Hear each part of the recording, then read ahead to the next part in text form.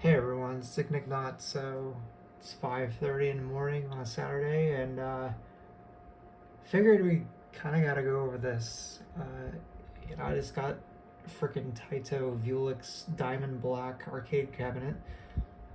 I'm gonna be buying more games on Steam that are fighters and shoot 'em ups than I think I've ever dropped in my life. And the most exciting announcement that we've had in this space for many years was released about 10 days ago or so, and I said nothing about it.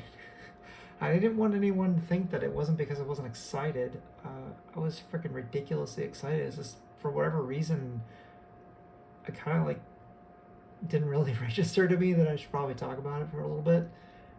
If anything, just to go ahead and like talk about my history with the game and back in the day and like what it means to me. But so Marvel vs. Capcom Fighting Collection is coming to Switch, Steam, PS4, and by extension PS5. No Xbox. Thought that's like kicking the fucking groin. What better way to fucking announce to the world that your fucking console's dead than to not be able to get a port of a 30-year-old game? Holy shit. Anyway, I'm not gonna really edit this video, by the way. I'm just gonna kind of shoot from the hip. I hope you guys understand. Just trying to get my thoughts in order as I kind of go along, and hopefully you enjoy the ride. For me, this series started with X-Men versus Street Fighter. I played X-Men versus Street Fighter back in the day in the arcade a couple times. You have to understand, back in the day, like in the 90s and shit, like, well, at least my family, at least all the kids that I knew, I mean, you didn't go to the arcades like all the time, like, because that shit cost money. I think that, frankly, if like the only thing that my parents spent money on fairly religiously, on a fairly constant basis, and even then it was still special. It wasn't like every week. It was like video and video game rentals. That was okay. But like, if it wasn't fucking your birthday or Christmas, man, you ain't getting no video games. Like, it's just not how it went. And generally speaking, if you did go to an arcade, at least this was my experience, a lot of people I knew back then, all the kids I knew back then, if you ever did go to an arcade, it was generally because someone had a birthday party there. And if you didn't have a friend who had a birthday, or if it wasn't your birthday, I mean, basically you weren't going there. Our arcade, because at the time when a lot of this shit was big and popular, the fighting game scene, I should say, in the 90s, I was living in, well, not specifically, but I was living in like the Bowling Green, Alvaton area of Kentucky. So choices were slim, and by slim I mean we had like one choice. That was, I don't even know if it's still around or not. Probably not, I'm sure. But it was called Gotti Land, like Gatti Land. I don't even remember if it was good. It was good for me as a kid, because it was like, holy shit, you got a whole collection of all these arcade games. But it's where I realized that gaming was bigger than just like the NES and Super Nintendo and shit at home, right? Like, that was, well, I guess Kentucky, that wouldn't have been Super Nintendo yet.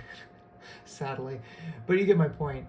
It would have been like more than just NES. So like, if you wanted to see what video game graphics were capable of, or gameplay was capable of, you went to the arcade, right? And just like, it wasn't like today, the divide between what was available at home versus what was available, in public spaces like this, was literally night and day. Unrelated note, but kind of related. To give you an idea, I remember for my birthday, whatever year this was, like I think it was like 91, 92, whatever. I don't remember. I'll have to look it up. But the year that Super Mario Super Mario 3, Super Mario Brothers 3. Oh, it took me like 4 times to say. Super Mario Brothers 3 came out for the NES. I wanted that game so bad. I wasn't able to get the second game, but I had the first because it came in the system. But I asked for 3 for my birthday, so my father took me to Toys R Us to go pick it up, which was kind of weird because like I think it was the only birthday that I remember like that, where we actually went to a store and physically got it. It felt really special. Like typically it was just like, here's a birthday cake, here's a fucking gift, and some wrapping paper, right? So we went in. I remember walking into the vestibule, and like our Toys R Us, by the way, back then was like like the old school, like it was like stripes of color. I don't know if you guys remember that, but the outside of the building had like these wood vertical stripes of color, looked like a crayon box or some shit. It was really ugly. There was a lot of brown. But we walked through the vestibule, and I remember they had Virtua Fighter 1. And I didn't even have like a vocabulary. You have to understand I was playing fucking NES games. We're like just getting into the Super Nintendo era, which I was not a part of that, nor Sega Genesis, because my parents just did not want to spend that money on that shit. I didn't get a Super Nintendo until fucking 1996. The Christmas that the fucking 64 came out, which was a kick in the nuts. Anyway, so we walked into the vestibule, and there was this brand new copy of Virtua Fighter 1. And I remember, like, the only way that my father and I could describe what we were seeing is that we thought that the characters looked like they're made of Legos, which is a kind of a cute way of describing, like, really blocky 3D graphics. But it really did kind of look like 3D models made of Legos. I don't know how it looked, similar to that in our eyes. I remember we played, I think it was literally this like 1/4's worth of a versus game between the two of us. I don't remember who I picked. I think I picked Akira, or whatever his name is, Akuma, or not Akuma, Akira. Whatever guy in game white. I'm not a hugest fucking Virtual Fighter game fan, but and I think he played the blue ninja guy. I remember that much. We must have played 2 rounds because we also tried Wolf. One of us played Wolf, the wrestler guy. I remember that. But anyway, I guess my point is like the fact that I specifically remember that moment, and I don't even remember picking up the game. Like I don't remember choosing it. Does that make sense? I remember walking out with it. I remember holding it in my hands.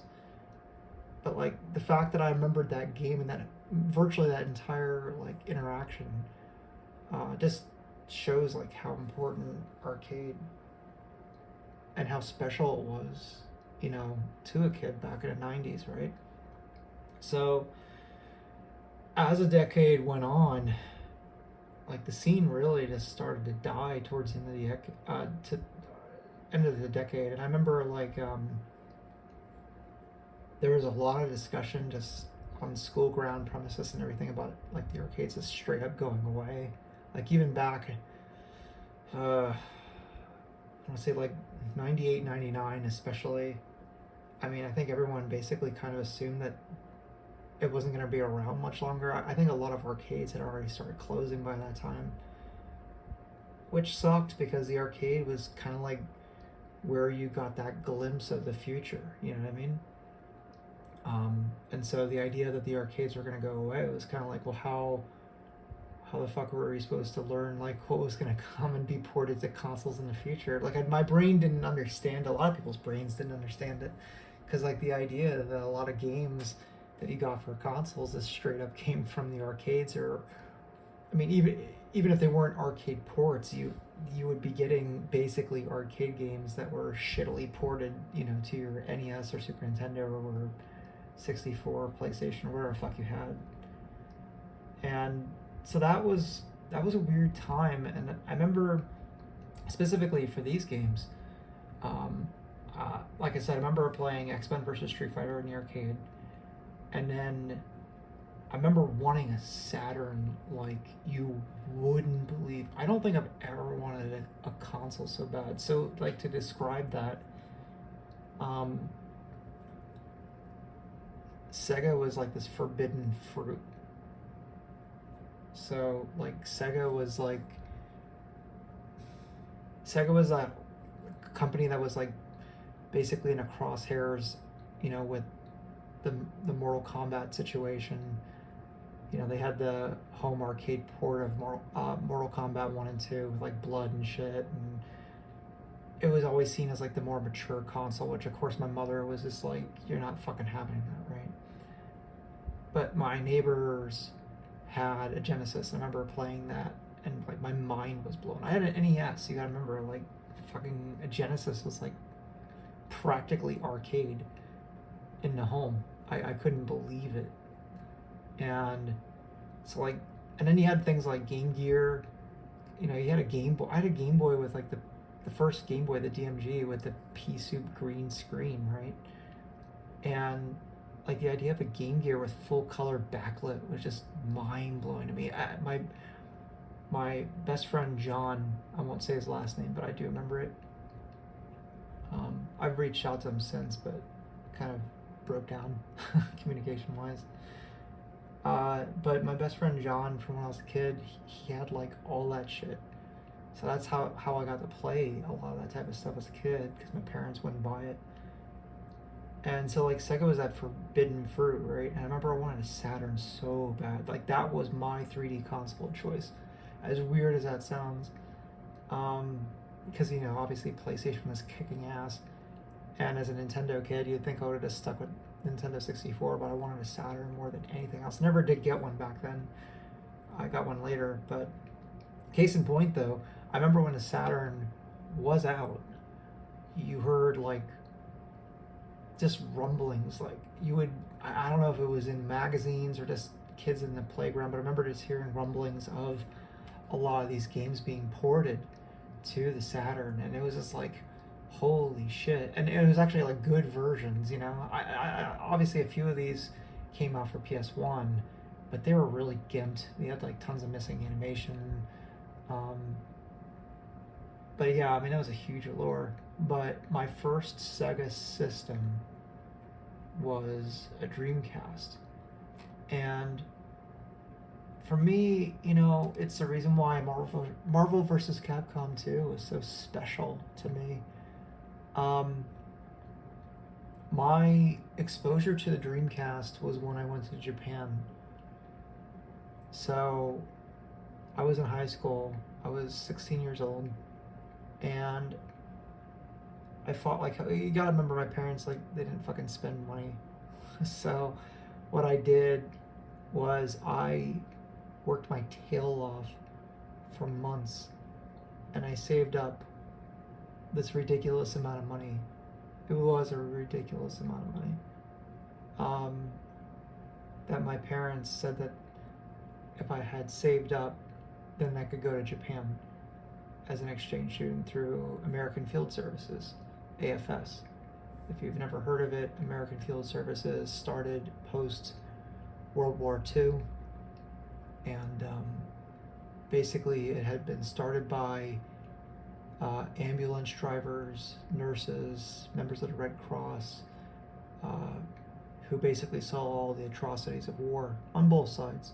It wasn't like nationalistic or political or whatever. It was like just people who basically just said, like, this shit sucks. Like, we got to do something about this so that this doesn't keep happening. And their idea was to form an organization called American Field Services, in which these people created a network, and they allowed students to go to other countries at a young age. And the idea was, if you visit other countries and you become more worldly and you actually get to meet these people face to face, when you get older, not only will you not want to, support politicians wanting to kill them. Uh, and we're even seeing this today, like with Russia and shit. Again, I'm not trying to get political, but like, dude, they're people. Like governments are evil. Our government's evil. Like straight up, our government's evil.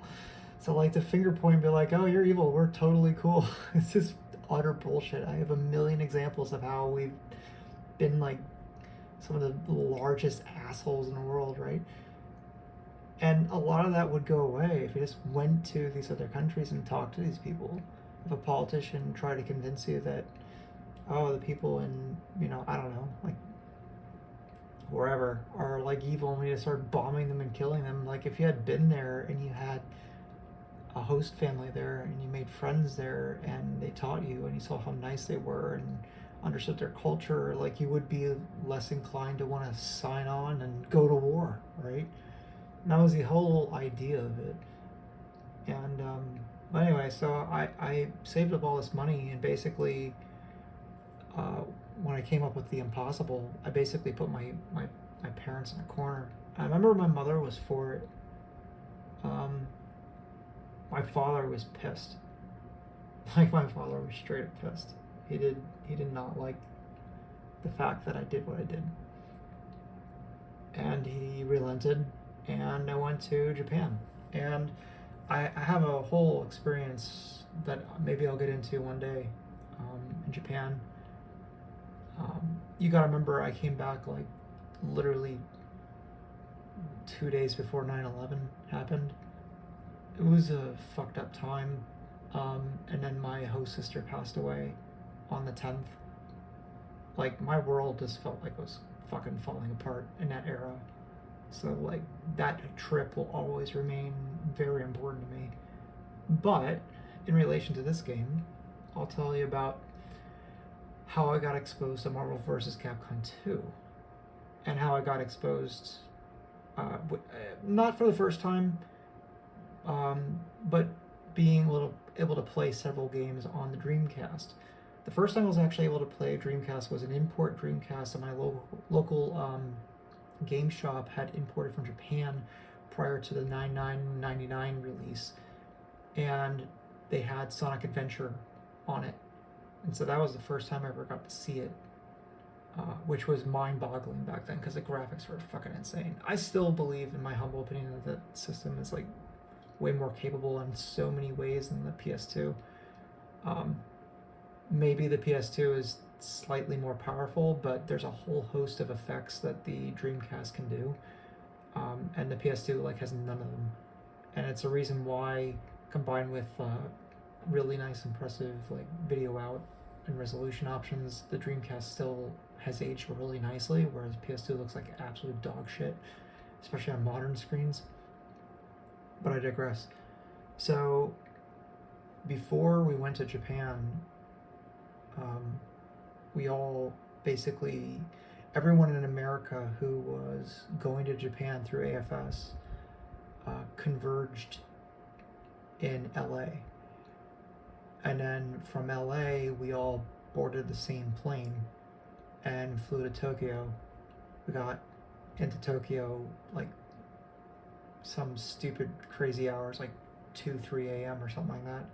Slept for literally like 4 hours and woke up, and then we all split our separate ways. So I went to Fukuoka, if people were in Tokyo, they stayed in Tokyo. If they went to wherever, they went to wherever, right?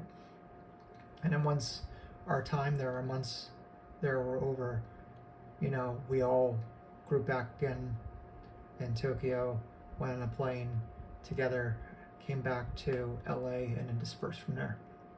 Anyway, it was that trip to LA where we were there for an entire day and night in a hotel, and I was roomed with like 3 other guys, and one of them had a Dreamcast, and this was like forbidden fruit. Like I wasn't able to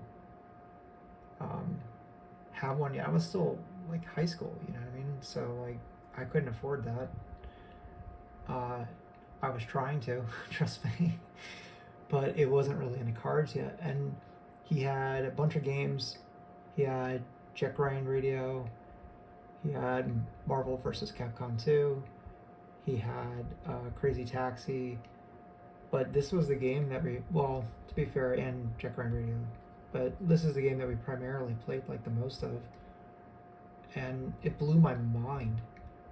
Like the background graphics were insane. The music was instantly something I remembered for the rest of my life.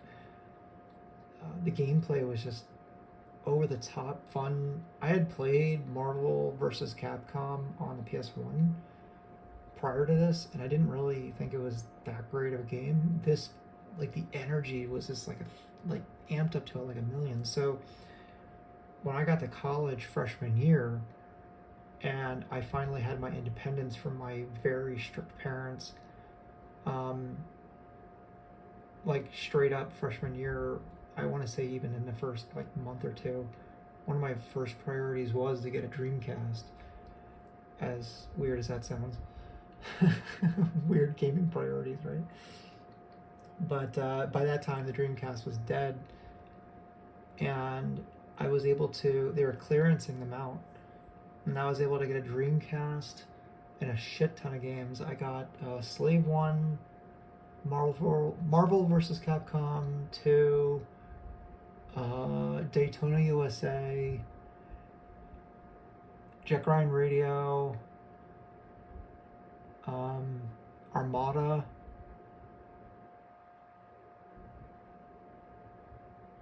Phantasy Star Online, Crazy Taxi, and maybe a couple others. I got like a bunch of games that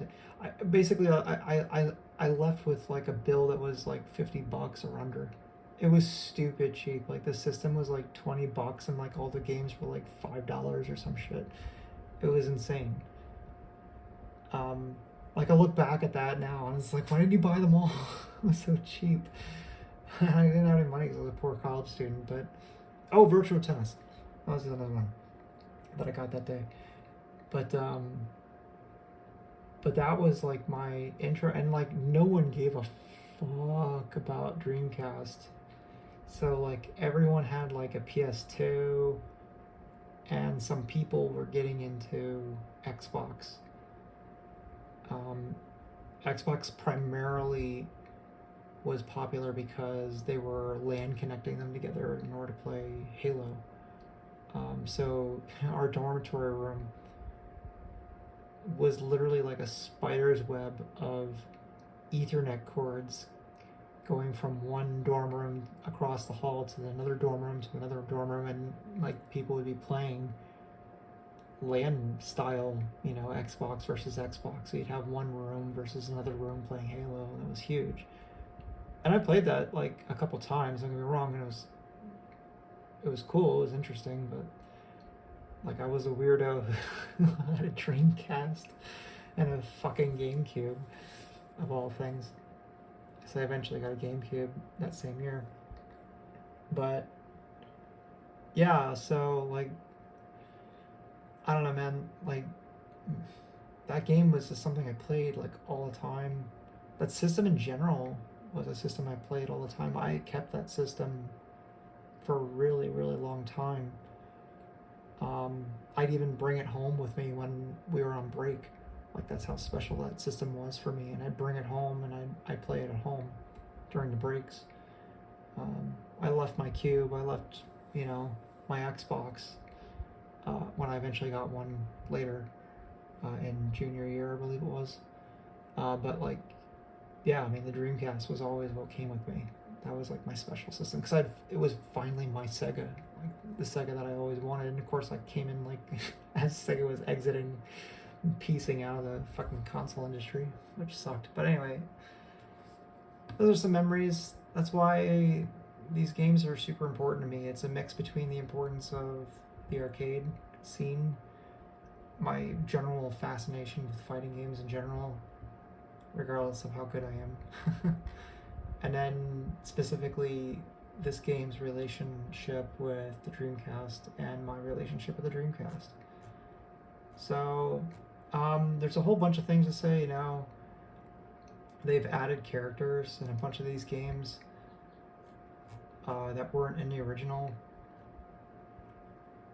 and they'll say it down here if they've added them. FYI, like obviously Cyber Akuma was not in the original. There's a bunch of characters like that. They've reduced like flashing effects. These characters are not original.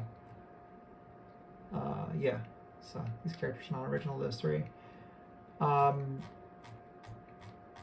It just seems like they've done like a really fucking bang up job. Like I don't think not a lot of people realize this, like how impossible this was to do, because you're dealing with fucking Disney, dude, and like a lot of people don't really understand this, but like back in the day, the reason why Capcom did shit with the Marvel franchise primarily was because it was a well-known franchise, but it was like balls cheap to license because like Marvel was dying. Like the comic scene, if you're into comics back then, I don't know if you are, but the comic scene back in the late 90s was like depressing, dude. Like comics weren't worth shit. Like nobody wanted comics. So like Capcom was able to make these games for nothing because the licensing cost was like nothing, like at all. It's part of the reason why like Marvel vs. Capcom 3's development was like such a fucking nightmare. And it's the reason why we got such weird characters and shit. It's because that's like what Marvel wanted to give us. And then you have the whole problem of like Spider-Man going to Sony, and then like at the time Fox had the X-Men franchise, and so like I remember when that game was in development, there's a big fucking issue about like them getting Storm and a bunch of like the really popular Marvel versus characters in, you know, and it's a giant licensing clusterfuck basically, right? And while Disney basically owns everything except for Spider-Man now, and a lot of that's under one roof, Disney is a notoriously fucking dickhole of a company to deal with. I mean, Jesus Christ, just look at what they're doing with fucking Star Wars and shit. Like, they're a terrible company. So, like, them and Capcom always butted heads as soon as they stepped into the fray. And so to see this, it's fantastic, because number one, if you're a fan of it, you'll have the physical release that'll come out. If you're like me and you don't really give a shit about that, like it'll always be in your Steam collection. The online is huge. The added characters, the multiple versions of the different ROMs, the fact that we're getting like the arcade version of Capcom 2, and not just like a Dreamcast port like we had gotten with the original Xbox and PS2, is just rather interesting to me and really exciting. It's not something that we normally get.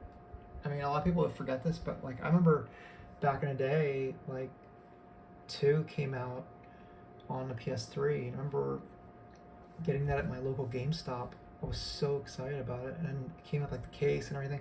I remember I didn't realize this. I remember I opened it up and there's no fucking disc inside. It was just a code. And I was just like, what the fuck is this? And I had to go on the internet after I got home, and I realized that it was like a download only. Ironically enough, like that version of that game with a working code was going for like half a fucking grand up until recently. But I had that. It was a weird version because it was all like super up-resed, and like I think it had like widescreen support and shit, so like the game played differently. But again, that was only 2, right? Now we're getting like everything. Now we're getting the whole enchilada, plus we're getting fucking Punisher, which is a weird game to tack on, but I ain't gonna fucking complain about that, man, because like that's a great game. More CPS2 the better. Or maybe we'll get like a CPS2 collection. That'd be great. But like, just I don't know, these games are really special to me, and I'm just really happy that we finally have these. And my humble advice to all you, and this has been my advice now for a few years, as we've been delving further and further into the digital landscape, where even physical games don't really mean jack shit. I mean, just look at the Switch, where like most Switch games don't have the full game on there. You have to download, the rest of the game. So in 20 years' time, you bragging that you have a physical collection of Switch games, does it really matter? Because like if the servers are down, like most of that content's gonna be gone unless that shit's like on an SD card that you still have rocking somewhere, right? And even that's volatile memory, so you're gonna have to keep cloning that and praying to God that that's like gonna be relevant. So I don't really feel personally like the physical shit's like the answer. At least in the modern age, it's not. It's not like the 90s or the early 2000s where you got the whole game on a cart or a disc and like that was it, right?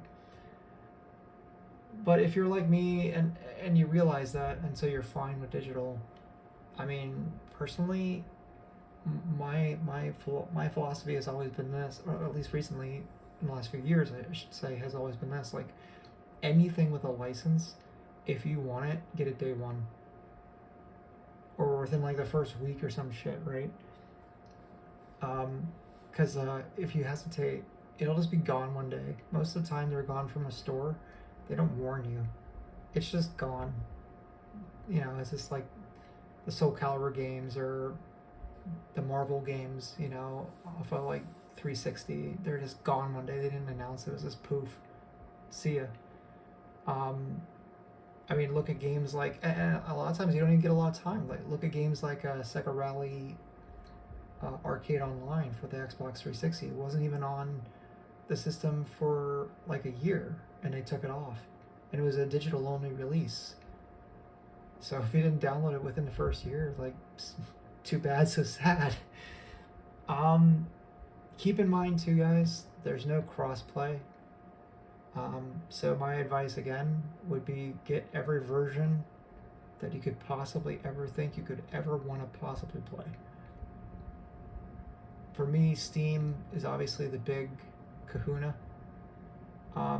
That being said, maybe in the future, especially if there's a sale, I might pick up the PS4 version, just in case I have a friend that's on PS5 or whatever, and that's the only way that I can play with them. But yeah, it's a little hard to recommend the Switch version. I won't lie, because like the fucking system's gonna be dead in like a year, or less. Who knows? So it's like, well, I wouldn't recommend the digital version of that game because the fucking eShop. I mean, you see how quickly they kill the previous generation's eShop. I mean, it's done like not even halfway through the fucking life cycle of the next system, right? So that's fucking worthless. If you're gonna get it physically, okay, maybe, sure. Let's just pray to God that all the games are on there, on the cart, not something you have to download from their servers. And then on top of that, you have the online aspect, which, let's be real, online on the Nintendo system is pretty jank. So that's definitely a distant third for me. I wouldn't recommend that one. Props to Nintendo, though, for showing it off on their Direct. That's pretty cool. But yeah, anyway, that's it. Hopefully that kind of gives you a little glimpse into its importance. I wanted to make this video just because it is important. It's important to me.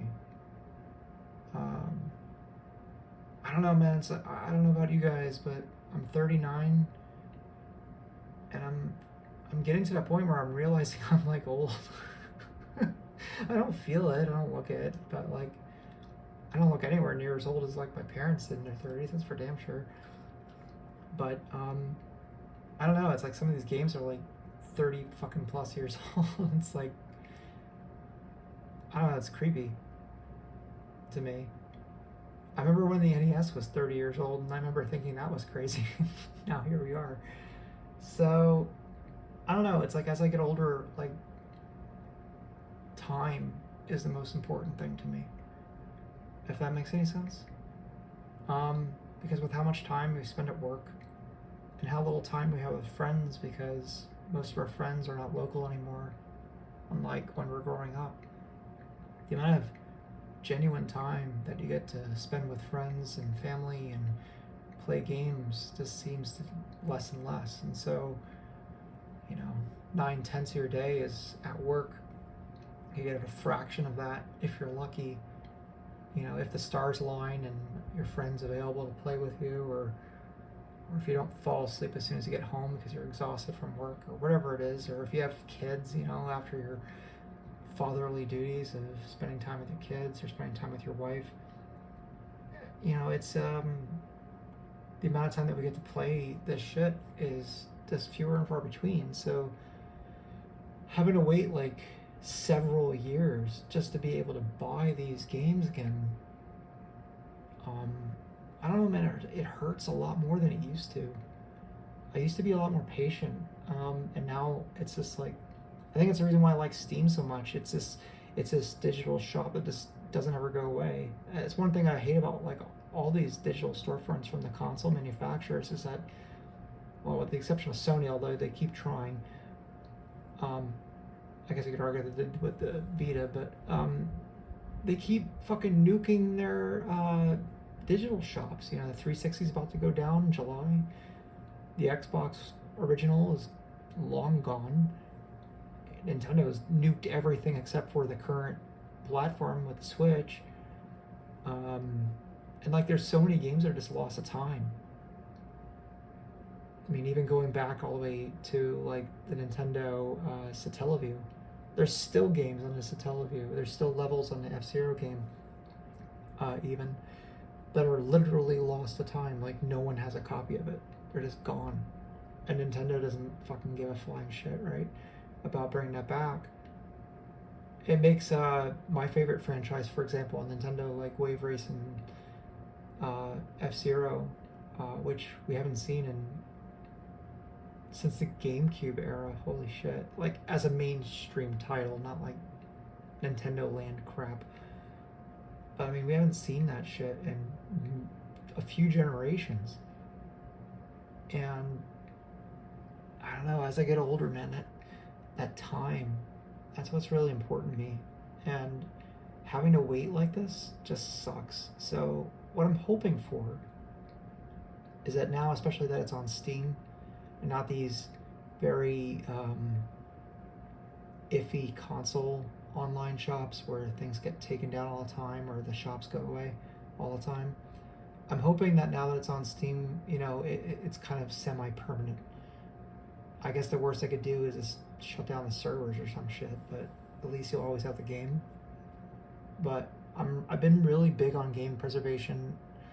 I've not talked about this yet, but I've been doing a lot of work on restoring the artwork in the Wipeout game series on the original PlayStation, redoing vector graphics as I find them,